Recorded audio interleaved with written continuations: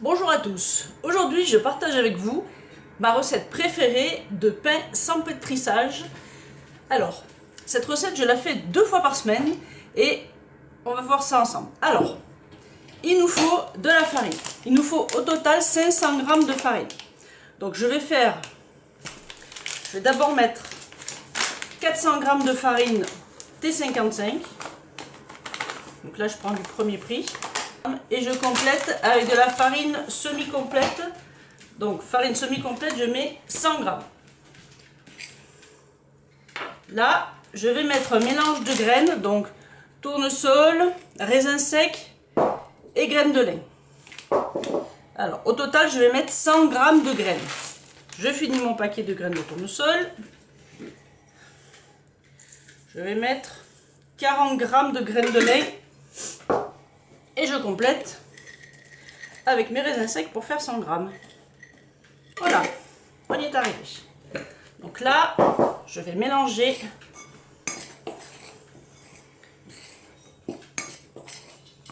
Parfait. Alors, ensuite, là, je fais un trou. Sur le côté, ici ou là, je vais mettre l'équivalent d'une cuillère à café bombée de sel fin.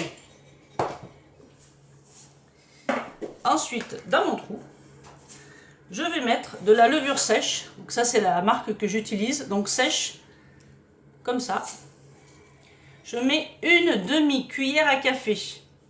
Ça suffit. Vous allez voir, ça va gonfler. Ma petite astuce.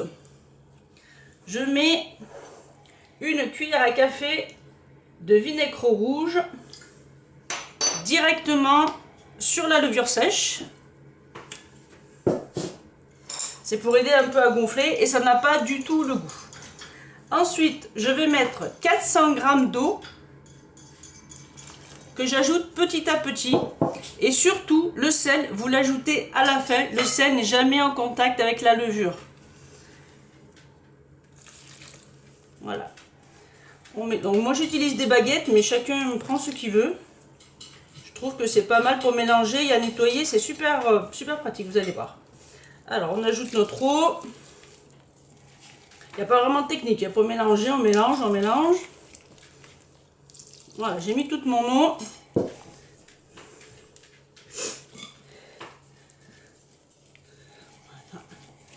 Voilà, je vais pouvoir ajouter mon sel.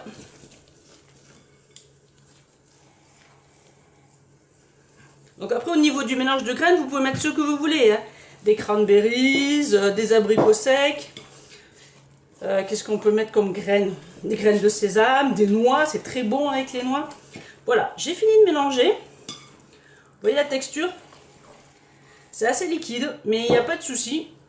On va laisser reposer au minimum 4 heures. Moi, là, on est le matin. Je vais la laisser, on va dire qu'il est 7 heures, jusqu'à 12 heures. Je vais la laisser 12 heures, sinon, très souvent, je prépare la pâte le soir. Et du coup, je fais mon pain le matin, donc c'est pareil, 12 heures à peu près de repos. Vous allez voir tout à l'heure, ça aura bien gonflé. Alors, je filme. Et on va laisser dans un endroit sans courant d'air et au chaud. Au chaud ou à température ambiante. Hein. Voilà. Alors, je filme et vous pouvez mettre un torchon, c'est pareil. Voilà.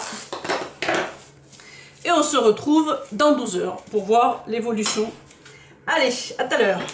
Voilà, c'est la fin de la journée. Ça fait 10 heures que ma pâte a été mise à lever. Et voyez le résultat par rapport à tout à l'heure. Elle est bien gonflée, plein de petites bulles. C'est parfait. Alors, on va prendre une grande plaque. Ou si vous n'avez pas de plaque, du papier cuisson. On farine beaucoup la plaque. Parce que comme la pâte est plutôt liquide, on va bien fariner. Et avec une corne, on va vider le contenu du saladier sur la plaque. Si vous n'avez pas de corne, ben, prenez autre chose.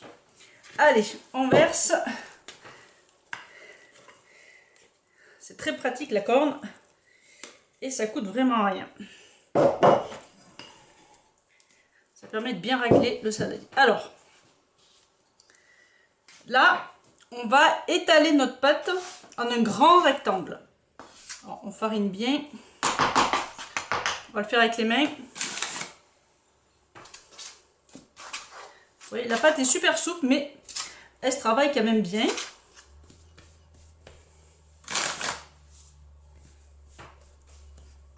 Voilà. À peu près un rectangle. Là, on n'est pas en maths. Là, on va plier notre pâte. Ça, je vais le mettre ici. On va le faire 2 fois. Chaque fois, on essaye de souder. On rabat. Je vais vous tourner la plaque. Hop. Là, on essaye de pincer. Ensuite, ce côté, on le rabat complètement. On fait pareil de celui-là vers là. Et on va refaire un rectangle.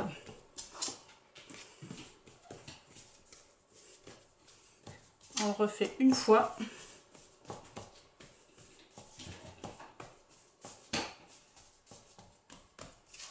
Hop.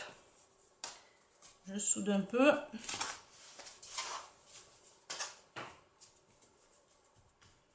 Et là, je rabats de ce côté. Et encore une fois. Là, je retourne. Et on va laisser reposer 30 minutes à couvert. Hop, j'ai pris un petit torchon. Et on laisse comme ça 30 minutes. La demi-heure est passée. On découvre notre pain. Donc il a continué à gonfler. On refarine.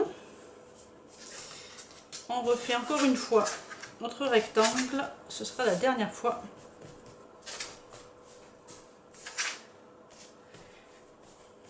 Allez, donc une fois, on soude.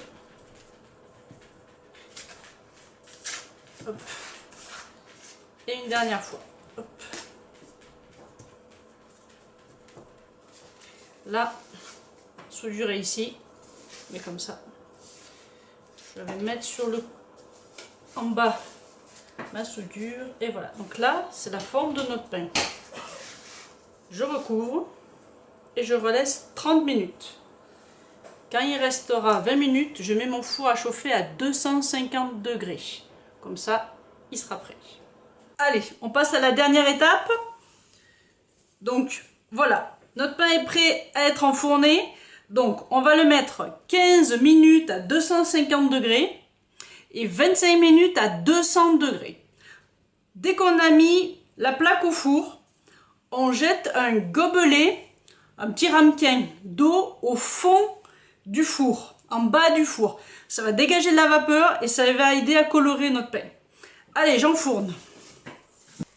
Et voilà, tout chaud sorti du four, mon magnifique pain sans pétrissage, trop facile à faire, il est parfait. Regardez-moi ça. Voilà. Je vous souhaite un bon appétit, de bonnes recettes. Et si vous faites ce pain, laissez-moi un petit message, envoyez-moi une photo. À bientôt!